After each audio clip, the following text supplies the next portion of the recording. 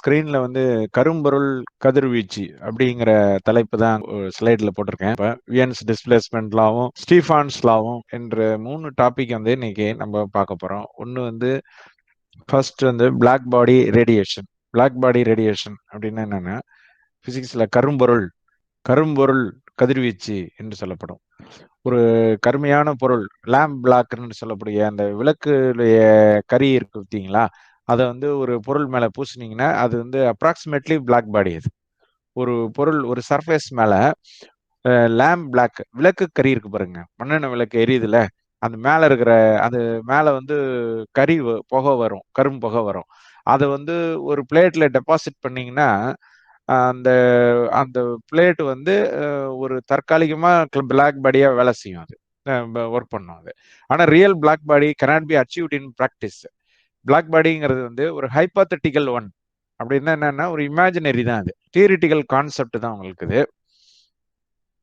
ஆனா இது வந்து பல இயற்பியல் தத்துவங்களை, தெர்மோடைனமிக் பிரின்சிபிள்ஸ் அண்ட் ஹீட் பிசிக்ஸ்ல பிரின்சிபிள்ஸ் வந்து எக்ஸ்பிளைன் பண்றதுக்கு இந்த பிளாக் பாடி ஆனது கான்செப்ட் வந்து மிகவும் அது உபயோகம் உள்ளதாக இருக்கும். அதுக்காக தான் இதை பத்தி என்ன பண்றாங்க, படிக்கிறாங்க. இந்த பக்கத்துல ஒரு படம் ஒன்று போட்டிருக்குது பாருங்க, இந்த படம் தான் அது. இந்த படத்துல பாருங்க, ஒரு ரவுண்டு சர்ஃபேஸ் இருக்குது, சர்க்குலர் சர்ஃபேஸ், ஸ்பெரிக்கல்னு சொல்லிக்கலாம்னு வச்சுக்கோங்க.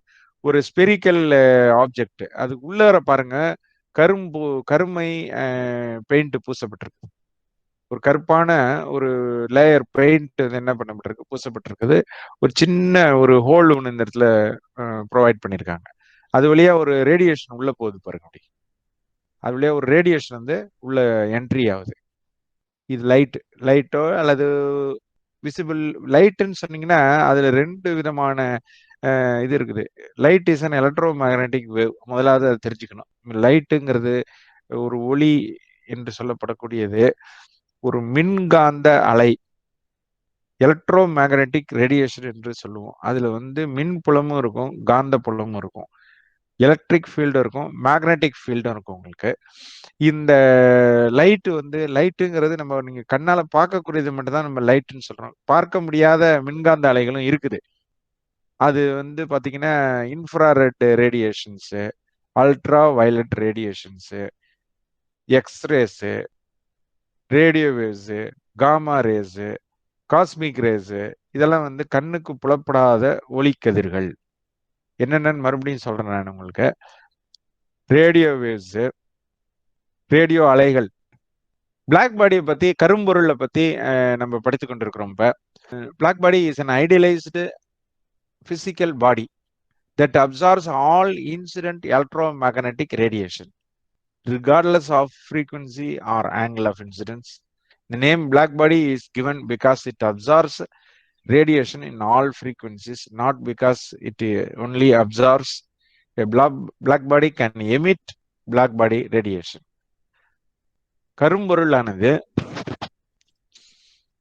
உட்கவருவது மாத்திரமல்ல, அது வெளியிடுவதும் திறன் உள்ளது, எமிஷனும் பண்ணும்.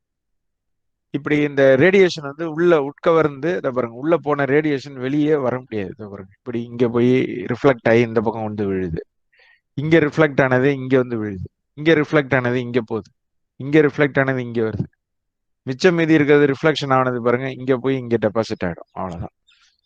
ஒரு ரேடியேஷன் வந்து பிளாக் பாடியில மட்டும் போய் விழுந்துருச்சு அப்படின்னு சொன்னீங்கன்னா அது எஸ்கேப் ஆகி அதுல இருந்து வரவே முடியாது. அப்படிப்பட்டதான ஒரு பொருள் தான் ஒரு perfect black body. Black body absorbs all kinds of radiations, all frequencies are absorbed. அதே சமயத்துல all frequencies can be emitted. அந்த பிளாக் பாடியை நீங்க எமிட் பண்ண வச்சீங்கன்னா எல்லா ஃப்ரீக்வன்சியும் எமிட் பண்ணும். இன்ஃபைனைட் நம்பர் ஆஃப் ஃப்ரீக்வன்சிஸ், 0 ஃப்ரீக்வன்சிலேருந்து இன்ஃபினிட் ஃப்ரீக்வன்சி வரைக்கும். ஃப்ரீக்வன்சி வந்து எதில் மெஷர் பண்ணுறோம்? ஹெர்ட்ஸுங்கிற ஒரு யூனிட்ல மெஷர் பண்ணுறோம். ஹெர்ட்ஸ்னா என்ன? Cycles per second. So waves வந்து லைட் வேவ்ஸ், எலக்ட்ரோமேக்னட்டிக் வேவ்ஸை இன் டேர்ம்ஸ் ஆஃப் ஃப்ரீக்வன்சிஸ்லையும் சொல்லலாம், அல்லது இன் டேர்ம்ஸ் ஆஃப் வேவ் லெங்க்த்லையும் சொல்லலாம். வேவ் லெங்க்த்னா என்ன? Length of one wave. In air. காற்றில் ஒரு அலையின் நீளம், அதை தான் வந்து வேவ் லெங்த் என்று சொல்கிறோம். Length of one wave in air measured in air. ஏர்ல வந்து ஒரு அலை செல்வதும் பொழுது அதனுடைய நீளத்தை நம்ம அளவிட்டால் அதுதான் அலை நீளம் என்று சொல்லப்படும். அலை நீளமானது மீட்டர்ஸ்ல மெஷர் பண்ணப்படுகிறது, அல்லது சென்டிமீட்டர்லயே மெஷர் பண்ணப்படுகிறது, அல்லது மில்லி மீட்டர்லையும் மெஷர் பண்ணப்படுகிறது. ஆக மொத்தம் மீட்டருடைய சப் மல்டிபிள்ஸ்னால அது மெஷர் பண்ணப்படுகிறது. ஸோ ஒரு எலக்ட்ரோமேக்னெட்டிக் ரேடியேஷனை டிஸ்கிரைப் பண்ணணும்னு வச்சுக்கோங்க, அல்லது டிஃபைன் பண்ணணும் அப்படின்னு சொன்னீங்கன்னா, எய்தர் பை மீன்ஸ் ஆஃப் வேவ் லெங்த்லையும் நம்ம சொல்லலாம், அல்லது ஃப்ரீக்வன்சிலையும். எலக்ட்ரோமேக்னெட்டிக் ரேடியேஷனை ஃப்ரீக்வன்சி மூலமாகவும் டிஸ்கிரைப் பண்ணலாம், அல்லது வேவ்லெங்த் மூலியமாகவும் டிஸ்கிரைப் பண்ணலாம். உங்க பேரை வந்து வச்சும் கூப்பிடலாம், இல்லாட்டினா ரோல் நம்பர் வச்சும் உங்களை ஆக்சஸ், போத் ஆர் நேம்ஸ் வச்சும் உங்களை கால் பண்ணலாம், உங்களை வந்து ஆக்சஸ் பண்ணலாம், அல்லது உங்களுடைய ரோல் நம்பரை வச்சும் ஆக்சஸ் பண்ணலாம். இன் டேர்ம்ஸ் ஆஃப் ரோல் நம்பரும் நீங்க உங்களை என்ன பண்ணலாம், அழைக்கலாம், அல்லது உங்களை வந்து பேர் வச்சு அழைக்கலாம், அல்லது யூனிவர்சிட்டி ரெஜிஸ்டர் நம்பரை வச்சும் உங்களை அழைக்கலாம். ஸோ பலவிதமா, ஆனா நீங்க ஒரு ஆள் தான். அதே மாதிரிதான் எலக்ட்ரோமேக்னெட்டிக் ரேடியேஷனும் அது ஒண்ணுதான். ஆனா அது வந்து இன் டேர்ம்ஸ் ஆஃப் வேவ் லெங்த்லையும் அதை சொல்ல முடியும், இன் டேர்ம்ஸ் ஆஃப் ஃப்ரீக்வன்சிலையும் அதை சொல்ல முடியும். Because wavelength and frequencies are important characteristic of wave motion. Electromagnetic waves, மின்காந்த அலைகள் இயல்பு, முக்கியமான பண்புகள் என்று சொல்லப்படும் போது அதிர்வெண்ணும் அலைநிலமும். ஏதாவது ஒண்ணு சொன்னா போதும், ஏதாவது ஒண்ணுல சொல்லணும், ஒண்ணு ஃப்ரீக்வன்சில சொல்லணும், இல்லாட்டினா வேவ் லெங்த்ல சொல்லணும். அப்புறம் அந்த எலக்ட்ரோமேக்னெட்டிக் வேவ்ஸ் எவ்வளவு ஸ்பீடுல போகும், 3 × 10⁸ மீட்டர்/செகண்ட் அப்படிங்கிற அந்த வேகத்துல அது செல்லக்கூடியது. 300 மில்லியன் மீட்டர்ஸ்/செகண்ட், 3 × 10⁸ மீட்டர்/செகண்ட்னா எலக்ட்ரோமேக்னெட்டிக் வேவ்ஸோட ஸ்பீட் ஆஃப் டிராவல் எவ்வளோன்னு கேட்டீங்கன்னா 300 மில்லியன் மீட்டர்ஸ்/செகண்ட். நம்மளால கற்பனை பண்ணி பார்க்க முடியாத அளவுக்கு வேகம். ஒரு செகண்ட், ஒரு நொடி பொழுதுல, அப்படிங்கிற ஒரு நொடி பொழுதுல 300 மில்லியன் மீட்டரை கிராஸ் பண்ணிடுவாங்க. அப்படின்னா பாத்துங்க, ட்ரெமண்டஸ் ஸ்பீடு, அபாரமான வேகம் அது. இந்த வேகத்துல எந்த பூமியில எந்த பொருளுமே போக முடியாது. எல்லாம் சயின்டிபிக் ஒண்டர்னு வச்சுக்கீங்களேன். லைட்டோட ஸ்பீடு வந்து இன்ஃபினிட்லி லார்ஜ், 300 மில்லியன் மீட்டர்ஸ்/செகண்ட். ஒரு செகண்ட்ல பாத்தீங்கன்னா 300 மில்லியன் மீட்டர்ஸ், 300 போட்டு 6 சைபர் போடணும், அதான் மில்லியன். அப்படின்னா பாத்துங்க, கற்பனைக்கு பண்ணி பார்க்க முடியாத அளவுக்கு வேகத்துல போகுது. இப்போ எதுக்காக இதை சொல்றான் வெலாசிட்டி அப்படின்னு சொல்றாங்க கேட்டீங்கன்னா, பிகாஸ் ஃப்ரீக்வன்சியையும் வேவ் லெங்த்தையும் ஒரு பர்டிகுலர் வேவுக்கு பெருக்குனீங்கன்னா அது வந்து இந்த வெலாசிட்டிக்கு ஈக்குவலா இருக்கும். Velocity is equal to product of wavelength and frequency. Velocity அது எலக்ட்ரோமேக்னெட்டிக் வேவ், அது வந்து சிங்கிற நோட்டேஷன்ல சொல்லுவாங்க, சி ஃபார் கேட். ஸோ இந்த சிங்கிறது வந்து வெலாசிட்டி ஆஃப் த எலக்ட்ரோமேக்னெட்டிக் வேவ்ஸை ரெப்ரசன்ட் பண்ணக்கூடிய ஒரு நோட்டேஷன். இந்த சி வந்து equal to wavelength into frequency. வேவ் லெங்த்தையும் ஃப்ரீக்வன்சியும் பெருக்குனீங்கன்னா வெலாசிட்டி ஆஃப் லைட்டுக்கு ஈக்குவலா இருக்கும், கான்ஸ்டன்ட். அந்த வேவ் லெங்த்தையும் ஃப்ரீக்வன்சியும் பெருக்குனீங்கன்னா that is equal to velocity of light, which is a universal constant. ஒளியானது வெற்றிடத்தில் செல்லும் வேகமானது 300 மில்லியன் மீட்டர்/செகண்டாக இருக்கிறது. அது ஒரு மாறிலியாக இருக்கிறது. ஆனா மெட்டீரியல் மீடியம், அது வேக்கம்ல வந்து கான்ஸ்டன்ட், கிளாஸ்ல வந்து கொஞ்சம் ஸ்பீடு குறையும் உங்களுக்கு. பட் இந்த மேக்னெட்டியூட் வந்து வெரி லார்ஜ் மேக்னெட்டியூட். இந்த ஃப்ரீக்வன்சியும் வேவ் லெங்த் அப்படின்னு கேட்டீங்கன்னா இன்வெர்ஸ் வேரியேஷன்ல இருக்கும். ஃப்ரீக்வன்சி ஒரு வேவுக்கு அதிகமா இருந்தா வேவ் லெங்த் வந்து குறைவா இருக்கும். ஃப்ரீக்வன்சி லோவா இருந்ததுன்னா வேவ் லெங்த் வந்து அதிகமா இருக்கும். So low frequency waves have large wave, அல்லது long wavelength waves have low frequencies, இப்படி சொல்லலாம். ஹையர் ஃப்ரீக்வன்சி வேவ்ஸ், அதிக அதிர்வெண் கொண்ட அலைகள் பார்த்தீங்கன்னா higher frequency waves will have shorter wave length. அதாவது வந்து ஃப்ரீக்வன்சி அதிகமா இருந்ததுன்னா வேவ் லெங்த் குறைவா இருக்கும், ஃப்ரீக்வன்சி குறைவா இருந்ததுன்னா வேவ் லெங்த் அதிகம். இப்படி இன்வெர்ஸ் வேரியேஷன்ல இந்த ஃப்ரீக்வன்சியும் அந்த வேவ் லெங்த்தும் அமையும். இது ரெண்டையும் பெருக்குனீங்கன்னா கான்ஸ்டன்டா இருக்கும், மாறிலியா இருக்கும். C is equal to frequency into wave லெங்க்ங்கிறது important relationship in physics. Okay, இப்போ அந்த மாதிரி ஒரு ரேடியேஷன் வந்து எலக்ட்ரோமேக்னெட்டிக் ரேடியேஷன் வந்து பல அலைநீளங்கள் கொண்டதா இருக்கும். ரேடியோ வேவ்ஸ், வெரி லாங் வேவ்ஸ்லாம் வந்து ரேடியோ வேவ்ஸ் வானொலிக்கு பயன்படுத்துங்க. ரேடியோ பிராட்காஸ்டிங், ஏஎம் ரேடியோ இருக்கு, ஆம்பிளிட்யூட் மாடுலேஷன் ரேடியோ இருக்கு, ஃப்ரீக்வன்சி மாடுலேஷன் ரேடியோ இருக்கு. இதுக்கு பயன்படுத்தக்கூடிய ரேடியோ அலைகள், மின்காந்த அலைகளை ரேடியோ அலைகள் என்று அழைக்கிறோம். ரேடியோ அலைகளுக்கு பிற்பாடு என்ன இருக்கு அப்படின்னு சொன்னீங்கன்னா, இன்ஃப்ராரெட் வேவ்ஸ், அகச்சிவப்பு கதிர்கள். அகச்சிவப்பு கதிர்கள், இன்ஃப்ராரெட் ரேடியேஷன். இந்த இன்ஃப்ராரெட் ரேடியேஷனுக்கு அடுத்த கொஞ்சம் வேவ் லெங்த் கம்மியா உள்ளது என்னன்னு கேட்டீங்கன்னா ரெட், விசிபிள் ரெட், கண்ணால் பார்க்கக்கூடிய ரெட் லைட். அந்த ரெட் லைட்டுக்கு இந்தாண்ட இருக்கிறதுனால தான் இதுக்கு இன்ஃப்ராரெட்னு பேர் வச்சிருக்காங்க. அகச்சிவப்பு ரெட்டுக்கு ரெட்டை விட அதிகமா வேவ் லெங்த் உள்ள அலைநீளங்கள் கொண்ட மின்காந்த அலைகளை நம்ம என்ன சொல்றோம், அகச்சிவப்பு கதிர்கள், இன்ஃப்ராரெட் ரேடியேஷன்ஸ் என்று சொல்லுகிறோம். அப்புறம் அந்த இது நான் விளக்கணும்னு சொன்னீங்கன்னா உங்களுக்கு நான் ஒரு படம் ஒன்று காண்பிக்கிறேன். எலக்ட்ரோமேக்னெட்டிக் ஸ்பெக்ட்ரம்னு ஒரு படம் ப்ளே பண்றேன். இதுல பாருங்க, இங்க பாருங்க, இந்த எலக்ட்ரோமேக்னெட்டிக் ஸ்பெக்ட்ரம் தான் இதுல கொடுத்துருக்குது. இங்க பாருங்க, இந்த இடத்துல இந்த கர்சரோட ஆரோ மார்க்க பாருங்க. இங்க வந்து ரேடியோ வேவ்ஸ் நீங்க போட்டிருக்கு பாருங்க, ரேடியோ வேவ்ஸ்ன்னு போட்டிருக்கு. இதுல வந்து ஏஎம் இங்க இருக்குது, எஃப்எம் வந்து இங்க இருக்குது, டெலிவிஷன் டிவி இங்க இருக்குது, ரேடார் சிஸ்டம் இருக்கு பார்த்தீங்களா, அது இங்க இருக்குது. இது அனைத்துக்கும் பயன்படுத்தக்கூடிய மின்காந்த அலைகளை ரேடியோ அலைகள் என்று அழைக்கிறோம். இது பாருங்க 100 மீட்டர் வேவ் லெங்த் கொண்டது, 100 மீட்டர் வேவ் லெங்த் கொண்டது. இந்த பக்கம் அப்படி வந்தீங்கன்னா பாருங்க, இந்த வேவ் லெங்த் வந்து ஷார்டர் ஆகிட்டே இருக்குது. 1 சென்டிமீட்டர் இருக்கு பாருங்க, இது வந்து 1 சென்டிமீட்டர். 100 மீட்டர்ல இருந்து 1 சென்டிமீட்டர் வரைக்கும் இருக்கக்கூடிய அலைநீளங்கள் கொண்ட அலைகளை நம்ம ரேடியோ வேவ்ஸ் என்று அழைக்கிறோம். இப்ப அதுக்கப்புறம் இன்னும் இந்த பக்கம் வந்தீங்கன்னா இதை பாருங்க, இன்ஃப்ராரெட்னு இருக்குது. இங்க கர்சாரை பாருங்க, இன்ஃப்ராரெட்டுங்கிற அந்த பேர் இங்க எழுதியிருக்கோம். 0.1 சென்டிமீட்டர்ல இருந்து 0.01 சென்டிமீட்டர்ல இருந்து 100 நானோமீட்டர் வேவ் லெங்த். 100 நானோமீட்டர், நானோமீட்டர்னா என்னன்னா 10⁻⁻⁹ மீட்டர். ஸோ வேவ் லெங்த் இப்படி வர வர குறைஞ்சிட்டே வரும். இப்படி இப்படி இந்த பக்கம் வரீங்க, இப்படி வரீங்க, இப்படி போயிட்டு இருக்கோம். நம்ம பேசிட்டு இந்த பக்கம் போயிட்டு இருக்கோம். அப்படி போக போக உங்களுக்கு வந்து என்ன செய்யுது, இன்ஃப்ராரெட் வேவ்ஸ் பார்த்தீங்கன்னா வேவ் லெங்த் ரேடியோ வேவ்ஸோட குறைவா இருக்குது. உங்களுக்கு வேவ் லெங்த் வந்து குறையுது. இதை தாண்டினீங்கன்னா இதை பாருங்க, இந்த ஸ்மால் ஒரு ரீஜன் இருக்கு. இந்த இடத்துல 2 கோடு பக்கத்துல இருக்கிறா, பேர் ஆஃப் லைன்ஸ். அதை எக்ஸ்பேண்ட் பண்ணி இங்க போட்டிருக்கிறாங்க பாருங்க, அதை எக்ஸ்பேண்ட் பண்ணி இங்க இங்க போட்டிருக்கிறாங்க. அது வந்து பாருங்க 700 நானோமீட்டர்ல இருந்து 400 நானோமீட்டர் வேவ் லெங்த் கொண்டது. இதுதான் நம்ம விசிபிள் லைட்னு சொல்றோம்.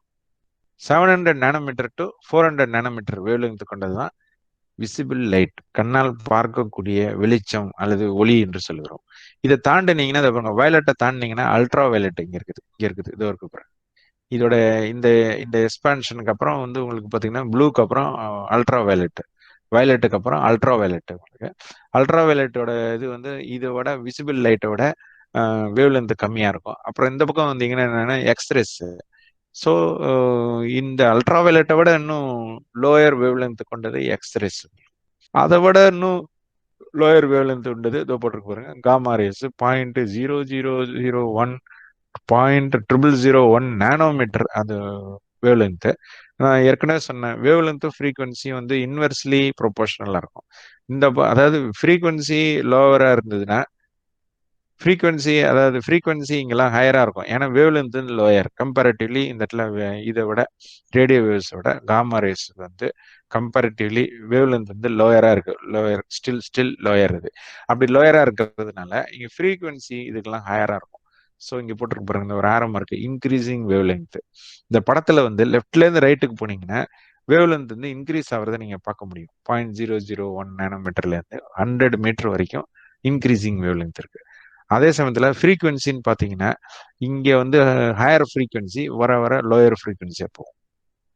இன்க்ரீசிங் வேவ் லென்த் வந்து லெஃப்ட் டு ரைட்டு, அதே லெஃப்ட் டு ரைட் வந்து டிக்ரீசிங் ஃப்ரீக்வன்சி வந்து டிக்ரீஸ் ஆகும். இதுல மார்க் பண்ணல ஃப்ரீக்வன்சி, ஆனா இதுல வேவ் லென்த் வச்சு தான் எக்ஸ்பிரஸ் பண்ணிருக்காங்க. பட் எனர்ஜியை இங்க காமிச்சிருக்காங்க.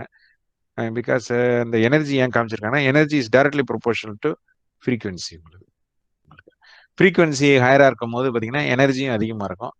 வர வர வேவ் லென்த் அதிகமாயிட்டே போகுது. இதோ பாருங்க இந்த வேவ் லென்த் வந்து இங்க வர வர குறைஞ்சிட்டே வருது. இது ஏன் இந்த படம் மேல என்னன்னு கேட்டீங்கன்னா இது வேவ் கிடையாது.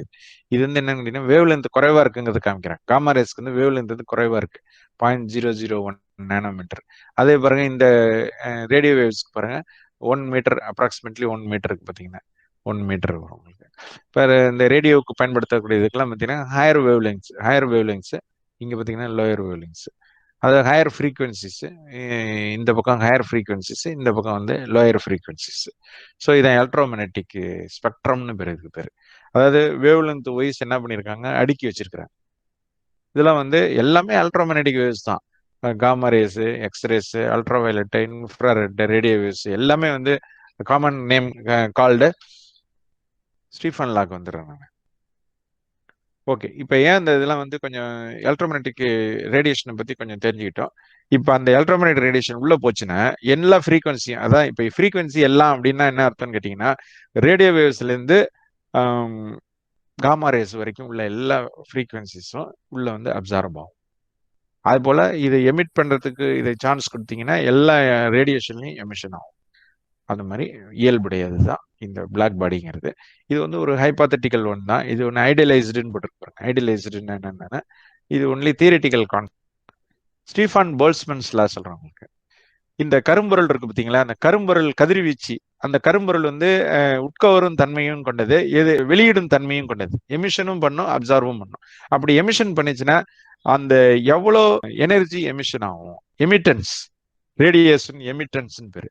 அதான் P/A. Pங்கிறது power per area, power emitted per unit area. அதாவது P/A அர்த்தம், ஏ ஏரியால Pங்கிற பவர் எமிட் ஆகுது. அப்போ P/Aங்கிறது என்னன்னா power emitted per unit area per second. அதை தான் என்ன சொல்றோம், எமிட்டன்ஸ் சொல்றோம். ரேடியேஷன் எமிட்டன்ஸ் அல்லது ரேடியன்ஸ் சொல்லுவோம். இந்த ரேடியன்ஸுக்கு தான் இப்போ என்ன பண்ணிருக்காங்க P/Aன்னு போட்டிருக்காங்க.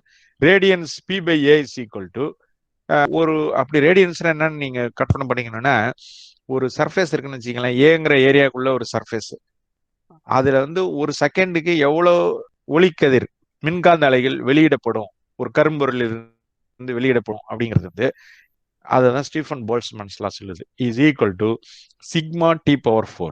Very simple. இது P/A is equal to sigma T⁴.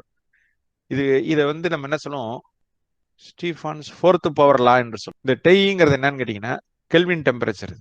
சிக்மாங்கிறது என்னன்னா ஸ்டீஃபான்ஸ் கான்ஸ்டன்ட். அப்போ இந்த radiation emitted by the black body is directly proportional to 4th power of its temperature அப்படின்னு தான் அந்த ஸ்டீஃபன் லா வந்து சொல்லுது. ஸ்டீஃபன் போல்ட்ஸ்மன் லா என்ன சொல்லுதுன்னா radiation emitted by a black body per unit area per second is directly proportional to 4th power of its temperature.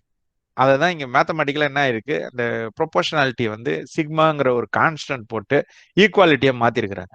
Where sigma is called Stefan's constant, it is equal to 5.6703 × 10⁻⁸ அப்படிங்கிறது இந்த கான்ஸ்டன்டோட மதிப்பு. இது radiation emitted is equal to sigma × T⁴. இங்க இருக்கிறது வந்து பாத்தீங்கன்னா joule per metre squared second. ஏன்னா மீட்டர் ஸ்கொயர்டுங்கிறது ஏரியாவோட யூனிட். இது இருக்கு பாருங்க, ஏரியாவோட யூனிட் பர்ல இந்த இதுல வருது பாருங்க, டினாமினேட்டர்ல வருது.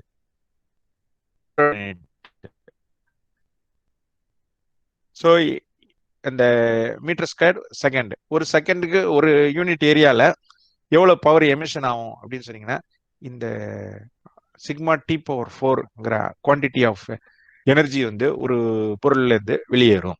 இது எதுக்கு இந்த லாலாம் யூஸ் பண்றாங்க, ஒரு அப்ளிகேஷன் நான் சொல்றேன், அதுல இருந்து புரிஞ்சுக்கலாம் நீங்க. இப்போ வந்து இந்த சன்ல இருந்து எவ்வளோ ரேடியேஷன் ஒரு செகண்டுக்கு வெளியிடப்படுது அப்படிங்கறது வந்து இந்த ஸ்டீஃபன் சயின்டிஸ்ட் வந்து கண்டுபிடிச்சார். Solar radiation emitted per second per unit area எவ்வளோங்கிறது வந்து இந்த லாவை வச்சு அவர் கண்டுபிடிச்சாரு. அதோட இல்லாம சன்னோட டெம்பரேச்சர் வந்து 6000 டிகிரி கெல்வின், 5800, இன்னும் அக்யூரேட்டா சொன்னீங்கன்னா 5700 கெல்வின் அப்படி சர்ஃபேஸ் டெம்பரேச்சர் இருக்குங்கிறதையும் இவர் கண்டுபிடிச்சாரு. ஸோ தொலைதூரத்தில் இருக்கிற ஸ்டார் இருக்கு பார்த்தீங்களா, நட்சத்திரங்கள், அப்புறம் வந்து சன்னு, இந்த சோலார் ரேடியேஷன். இது இதோடைய டெம்பரேச்சர் எவ்வளோ இருக்குது, ஆப்ஜெக்டோட டெம்பரேச்சர் எவ்வளோ இருக்குங்கிறத ஸ்டீஃபன்ஸ் லா கொண்டு இவர் என்ன பண்ணியிருக்காரு, அதை கண்டுபிடித்திருக்கிறாரு. இது மாதிரி இன்னும் வந்து பல அப்ளிகேஷன்லாம் இதோட இது இருக்கு, இதை சார்ந்து இருக்குது. அதனால ஸ்டீஃபன்ஸ் லாங்கும் போதே என்ன அர்த்தம்னு கேட்டீங்கன்னா, சிக்மா டி பவர் 4ங்கிறத ஞாபகம் வச்சுக்கொள்ளுங்க. P by A is equal to sigma T power 4, வேற சிக்மா இஸ் ஈக்குவல் டு இந்த மதிப்பை போட்டுக்கணும். அடுத்தது பாருங்க, வியன்ஸ் டிஸ்பிளேஸ்மெண்ட் லா. வியன் வியனின் இடப்பெயர்ச்சி விதி. இந்த டிஸ்பிளேஸ்மெண்ட், வியன்ஸ் டிஸ்பிளேஸ்மெண்ட் லா, வியனின் இடப்பெயர்ச்சி விதி. ஏதோ ஒன்று இடம்பெயருது, அதான் நீங்க பாக்குறோம். இந்த பாருங்க, இந்த கிராஃப் ஒன்று இங்க போட்டிருக்கு. இந்த கிராஃப் பாத்தீங்கன்னா பிளாக் பாடி ரேடியேஷனோட கிராஃப் இது. பிளாக் பாடியோட டெம்பரேச்சர் பாருங்க 3500 கெல்வின் இருக்கும் போது இந்த கர்வ் வரைஞ்சிருக்கிறாங்க. பிளாக் பாடியோட டெம்பரேச்சர் வந்து 4000 கெல்வின் இருக்கும் போது இந்த கிராஃப் வரைஞ்சிருக்கிறாங்க, இந்த கர்வ் வரைஞ்சிருக்கிறாங்க. அதே வந்து 4500 போகும்போது இப்படி இந்த கிராஃப் வரைஞ்சிருக்கிறாங்க. ஸோ இந்த கிராஃப்ஸ், இந்த curves are plotted for different black body temperatures. 5000 kelvin, அப்புறம் வந்து இது வந்து 5600 கெல்வின், 5600 கெல்வின் வரைக்கும் கிராஃப் வரைஞ்சிருக்கிறாங்க. நமக்கு எக்ஸ் ஆக்சிஸ்ல பாருங்க ஸ்பெக்ட்ரல் எனர்ஜின்னு போட்டிருக்கு, ஒய் ஆக்சிஸ்ல என்ன போட்டிருக்கு அப்படின்னா வேவ் லெங்க்த்னு போட்டிருக்கு. வேவ் லெங்க்த்னு போட்டிருக்கு. என்ன 0 வேவ் லென்த்ல இருந்து 2000 நானோமீட்டர் வேவ் லென்த் வரைக்கும் அந்த எக்ஸ் ஆக்சிஸ்ல பிளாட் பண்ணியிருக்காங்க. ஒய் ஆக்சிஸ்ல வந்து ஸ்பெக்ட்ரல் எனர்ஜி அப்படின்னு போட்டிருக்காங்க, ஸ்பெக்ட்ரல் எனர்ஜின்னு போட்டிருக்காங்க. இந்த எனர்ஜி வந்து ஸ்பெக்ட்ரல் எனர்ஜி, அதாவது இந்த ஒளியினுடைய ஆற்றல், வெளியேறும் ஒளியினுடைய ஆற்றல், பிளாக் பாடியில இருந்து பிளாக் பாடி வந்து எமிட் பண்ணக்கூடியது இல்லையா, அந்த எமிட் பண்ணக்கூடிய பிளாக் பாடியில இருந்து வெளியேறக்கூடிய ஒளியின் ஆற்றல் வந்து அதை மதிப்பீட்டு செஞ்சு இந்த கிராஃப் வரைஞ்சிருக்கிறாங்க. பிளாக் பாடி வந்து 3500 இருக்கும் போது பாத்தீங்கன்னா இந்த இவ்வளவுதான் உங்களுக்கு வந்து எனர்ஜி அதுல இருந்து வருது. ஆனா அந்த எனர்ஜியோட பீக் எங்க இருக்குன்னு பாருங்க, உச்ச நிலை பீக் அது எங்க இருக்குன்னு பாருங்க, இது இங்க இருக்கு, இங்க இருக்குதுங்களா. அடுத்தது பாருங்க, அதை கவனிச்சுட்டே வாங்க. அடுத்தது பாருங்க, நான் சொல்றதெல்லாம் கவனிச்சுட்டே வாங்க, அப்பதான் புரியும் இதெல்லாம்.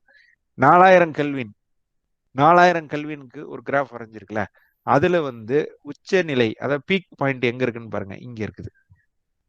3500க்கு இங்க இருந்தது, 4000த்துக்கு பீக் வந்து இங்க ஷிஃப்ட் ஆயிருக்குது, அதான் இடப்பெயர்ச்சி. அடுத்தது 4500க்கு பாருங்க, பீக் வந்து இன்னும் கொஞ்சம் லெஃப்ட்டுக்கு போகுது, 5000த்துக்கு இன்னும் கொஞ்சம் லெஃப்ட்டுக்கு போகுது, 5700க்கு பாத்தீங்கன்னா இன்னும் ஸ்டில் லெஃப்ட்டுக்கு போகுது. லெஃப்ட் போச்சுன்னா என்ன அர்த்தம், வேவ் லென்த் குறையுதுன்னு அர்த்தம். இந்த பாருங்க, ஸ்கேல்ல பாருங்க, இந்த பக்கம் போனா வேவ் லென்த் இன்க்ரீஸ், இந்த பக்கம் போனா wavelength decrease. So wavelength பாருங்க, டெம்பரேச்சர் அதிகமாகுங்க, இந்த பீக் வேவ் லென்த்தோட அந்த இது வந்து பீக் பாயிண்ட் வந்து லெஃப்டை நோக்கி இடம்பெயருது. அதான் வியன்ஸ் டிஸ்பிளேஸ்மெண்ட்லாங்கிறது. இந்த இடப்பெயர்ச்சி இருக்கு அப்படிங்கிறத வியன் அப்படிங்கிற ஒரு சயின்டிஸ்ட் என்ன பண்ணாரு, கண்டுபிடித்தாரு. அதுக்கப்புறம் இதுல பாருங்க, இந்த கருவிலேயே பாருங்க டிஃப்ரெண்ட் கலர்ல போட்டிருக்கும். அந்த 3500ங்கிறது பாத்தீங்கன்னா லோ டெம்பரேச்சர், அதனால அது வந்து ரெட் கலரா போட்டிருக்கும், ஒரு டல்லான ரெட்டா போட்டிருக்கும். 4000ங்கிறது பாத்தீங்கன்னா கொஞ்சம் பிரைட் ரெட்டா போட்டிருக்கும், இன்னும் கொஞ்சம் அந்த சூடு அதிகம். 4000 கெல்வின்ங்கிறது ஹாட்னஸ் கூட உங்களுக்கு. அப்புறம் இந்த இது பாருங்க ஆரஞ்சு ரெட், இது வந்து ஆரஞ்சு ரெட், இது ஆரஞ்சு இது வந்து பாத்தீங்கன்னா இதை விட கொஞ்சம் ஹாட்னஸ் கூட போகும்போது, டெம்பரேச்சர் அதிகமாகும் போது அந்த பீக் வேவ் லென்த் வந்து என்ன ஆகுதுன்னு கேட்டீங்கன்னா லோயர் வேவ் லென்த் நோக்கி டிஸ்பிளேஸ் ஆகுது. அதுதான் வியன்ஸ் டிஸ்பிளேஸ்மெண்ட்லாங்கிறது. இந்த ஒரு கான்செப்ட் என்ன செஞ்சாருன்னு கேட்டீங்கன்னா கண்டுபிடிச்சாங்க உங்களுக்கு. அதுதான் இந்த கிராஃப் வந்து உணர்த்துது உங்களுக்கு. It has very important graph. இந்த கிராஃப்ல இருந்து வந்து நீங்க தூரத்துல இருந்து ஒரு ஆப்ஜெக்டோட நீங்க கலரை வச்சு அதோட டெம்பரேச்சர் என்னங்கிறது நீங்க சொல்லிடலாம். அதுக்கு பேர் கலர் டெம்பரேச்சர்னு பேர். உங்களுடைய வீட்டுல வந்து நீங்க வந்து ஒரு டியூப் லைட் இருக்குன்னு வச்சுங்களேன், அந்த டியூப் லைட் இருக்குல்ல, அந்த டியூப் லைட் வந்து அந்த ஒரு எண்டுல பாத்தீங்கன்னா 6500 கெல்வின்னு போட்டிருப்பாங்க. நீங்க டியூப் லைட் இருந்ததுன்னா கழட்டுனாங்கன்னா அதை எடுத்து பாருங்க, அந்த எண்டுல வந்து 6500 கே அப்படின்னு போட்டிருக்கும், 6500 கேன்னு போட்டிருக்கும். இப்ப இங்க பாருங்க, இந்த கிராஃப்ல பாத்தீங்கன்னா 5600 வரைக்கும் தான் போட்டிருக்குது. இது வந்து கிரீன் கலரா போட்டிருக்கு. இப்போ உங்க டியூப் லைட் என்ன கலர்ல ஒளிருது, ஒயிட் இல்லைங்களா, ஒயிட் லைட். ஒயிட் லைட்டுங்கும் போது பார்த்தீங்கன்னா ப்ளூ கலந்தது அது. அந்த ப்ளூ கலந்த லைட் போகும்போது இன்னும் டெம்பரேச்சர் கூட 6500 கெல்வின். இந்த கிராஃப் வந்து பாருங்க, இந்த இந்த கலர் வந்து ஸ்பெக்ட்ரல் கலர்ஸ் எல்லாமே வந்து மாறி அப்படியே கொஞ்சம் கொஞ்சமா வேவ் லென்த் இன்க்ரீஸ் ஆகிட்டே இருக்கு பாருங்க. அதாவது red, red, orange, yellow, green. கிரீனுக்கு அப்புறம் என்ன வரும்? ப்ளூஷ் கிரீனு, ப்ளூ, வயலட்டு, அப்புறம் அப்படியே போயிட்டே இருக்கும். இது இந்த இந்த நம்மளுடைய டியூப் லைட்ல வந்து வீட்டில் இருக்கிற அந்த வீட்டில் இருக்கிற குழல் விளக்குல பார்த்தீங்கன்னா 6500 கெல்வின்னு எழுதியிருப்பாங்க. அது என்ன அர்த்தம்னு கேட்டிங்கன்னா கலர் டெம்பரேச்சர். அப்படின்னா இந்த வீட்டில் வந்து ப்ளூ ஃப்ளேம் உள்ள அடுப்பு வச்சுருந்தீங்கன்னு வச்சுங்க, டெம்பரேச்சர் அதிகம்னு நம்ம சொல்லுவோம். அதே ரெட்டாக எரிஞ்சிட்டு இருந்துன்னு வச்சிங்களேன், வெளி லோ டெம்பரேச்சர்னு அர்த்தம். எல்லோவா எரிஞ்சிட்டு இருந்ததுன்னா கொஞ்சம் அதோட டெம்பரேச்சர் கூடன்னு அர்த்தம் உங்களுக்கு. அதாவது அந்த கலர், அந்த பொருளுடைய கலரை வச்சு அதோட டெம்பரேச்சரை மதிப்பீடு செய்யலாம். இது வெரி இம்பார்ட்டன்ட் கான்செப்ட். அஸ்ட்ரானமியில் பார்த்தீங்கன்னா இந்த இதை வச்சு கான்செப்ட் வச்சு அநேக நம்ம ரீச் பண்ண முடியாத ஸ்டார்ஸ்லாம் இருக்கு பாருங்க. ரொம்ப தூரத்தில் இருக்கிற ஸ்டார்ஸ் இந்த டெம்பரேச்சர்லாம் என்ன பண்ணியிருக்கிறாங்க, கணித்து அதை கண்டுபிடிச்சிருக்கிறாங்க. வியன்ஸ் டிஸ்பிளேஸ்மெண்ட்ல என்ன சொல்லுது அப்படின்னு கேட்டிங்கன்னா, இந்த peak wave length is inversely proportional to temperature. Temperature அதிகமாக பீக் வேவ் லென்த் வந்து குறையும். அதுதான் அந்த கிராஃப்ல பார்த்தோம் பாருங்க. டெம்பரேச்சர் அதிகமாக அந்த டிஸ்பிளேஸ்மெண்ட் வந்து லெஃப்ட் நோக்கி போயிட்டே இருக்குது உங்களுக்கு. அதனால பீக் வேவ் லென்த் வந்து குறையுதுன்னு அர்த்தம். Peak wavelength emitted by the black body decreases with increase in temperature. அதுதான் இந்த லா சொல்லுது. இந்த கேங்கிறது கான்ஸ்டன்ட்ப்பா. இந்த கேங்கிறது கான்ஸ்டன்ட். கேனுடைய மதிப்பு இங்கே கீழே கொடுத்துருக்காங்க. 2898 மைக்ரோமீட்டர் பர் கெல்வின் அப்படின்னு கொடுத்துருக்காங்க.